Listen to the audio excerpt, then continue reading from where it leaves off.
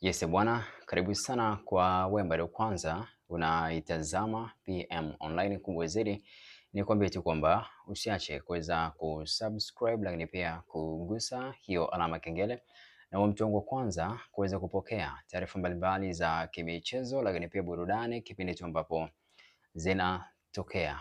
Kwa masikitiko makubwa nipo hapa kukufahamisha tu kwamba aliwahi kuwa mchezaji wa Yanga katika msimu wa 2022-2023, Chiko Ushindi amefariki dunia, na hili ni taarifa ambayo tumeweza kuipata kutoka kwa viongozi wa timu ya Don Bosco, timu ya zamani ambayo amewahi kuichezea Chiko Ushindi. Lakini pia ni moja kati ya taarifa ambayo kwa sasa hivi klabu ya Dar es Salaam Africans imekwisha kuconfirm na kuweza kuiposti kupitia ukurasa wao wa Instagram. Chiko Ushindi amezaliwa mwaka 1996 na ndo hivyo safari yake hapa duniani imetamatika mwaka huu, mwaka 2025. Mungu ailaze roho ya marehemu Chiko Ushindi mahala pema peponi, amina. Na ni mmoja kati ya wachezaji ambao walidumu kwa kipindi kifupi sana katika klabu ya Yanga. Alidumu katika dirisha dogo la usajili, ndo aliweza kutua pale Yanga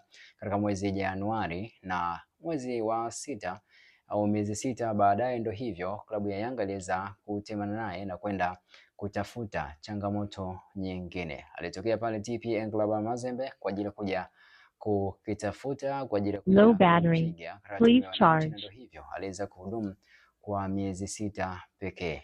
Timu ya Yanga na timu ya TP Mazembe, nadhani unafahamu ni kwa namna gani ambavyo wachezaji wengi walikuwa wanatokea pale TP Mazembe na kuja Yanga, na ndo hivyo ndo katika kipindi kile ambacho Yanga inasemwa kama vile ni bendi ya dance kutokana na wachezaji wengi kutokea pale DR Congo na kuja kukiwasha katika klabu ya Yanga. Ndio hivyo, taarifa hiyo ya kuhuzunisha tumeipokea, na Mungu aendelee kumpumzisha mahali pema na msamehe na amuondolee adhabu zote za kaburi, na hivyo aendelee kupumzika mahali pema peponi. Wote tuseme amen.